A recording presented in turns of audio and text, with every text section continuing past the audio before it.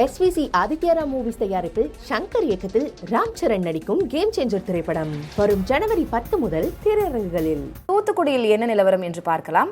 தூத்துக்குடியில் கனமழை பெய்து வரும் நிலையில் மாவட்ட ஆட்சியர் அலுவலகத்தை வெள்ளம் சூழ்ந்திருக்கிறது. அந்த காட்சிகளை முதலில் பார்க்கலாம்.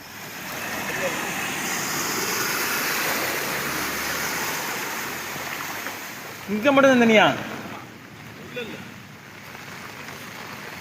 தொடர்ந்து இது குறித்த தகவல்களை செய்தியாளர் ராஜனிடம் கேட்கலாம். ராஜன், தொடர்ந்து தென் மாவட்டங்கள்ல 3 மாவட்டங்கள் தூத்துக்குடி, நெல்லை, தென்காசி மாவட்டங்கள்ல மழை பெய்து கொண்டிருக்கிறது நம்மளால பார்க்க முடிகிறது. இப்போ ஏதாவது ஒரு மாவட்டத்தில் ஒரு இடத்துல பிரச்சனை அப்படின்னா மாவட்ட ஆட்சியர் வந்தாரா, MLA வந்தாரா அப்படின்னு நம்ம கேட்போம். ஆனால் இப்போ மாவட்ட ஆட்சியர் அலுவலகமே தண்ணீருக்குள் தான் இருக்கிறத பார்க்க முடிகிறது. என்ன நிலை, பாதிப்பு எந்த அளவு இருக்கிறது கனமழையால?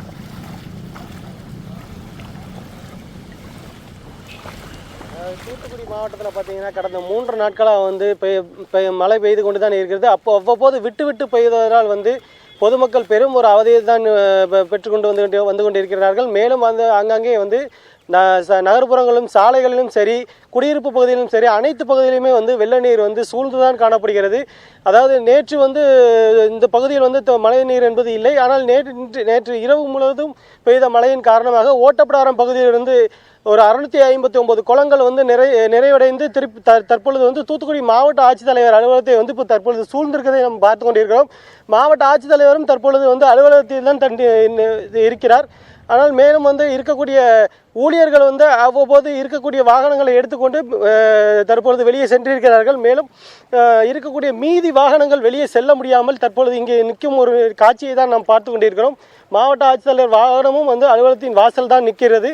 மேலும் இப்பகுதியில் வந்து அதிக மழைநீர் தேங்கி இருப்பதால் வந்து அலுவலர்கள் வெளியே செல்வதற்கும் பெரிய ஒரு சவாலாகத்தான் இருந்து தற்பொழுது கூறப்படுகிறது.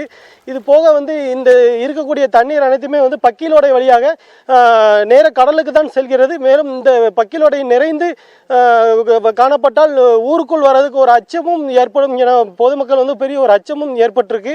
அதனை உடனடியாக வந்து மாவட்ட நிர்வாகம் வந்து நடவடிக்கை எடுக்கணுங்கிறது வந்து பொதுமக்கள் சார்பாக கேட்டுக்கொண்டிருக்கிறார்கள்.